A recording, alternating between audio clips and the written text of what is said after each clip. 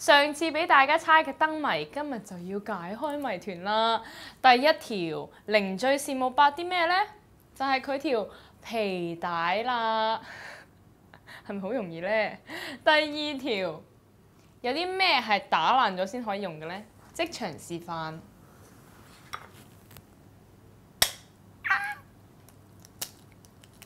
就係雞蛋啦。第三條，乜嘢係最煩嘅呢？乜嘢係最好學嘅呢？就係點解啊？點解啊？點解啊？點解啊？係 why 啊 ！why 呢個字母係最煩又最好學㗎。咁咧，你有冇答中咧？如果你有答中嘅話咧，即刻留意你部電話，因為我哋嘅工作人員只會打一次俾你。如果你冇聽到，你就 miss 咗個機會㗎啦。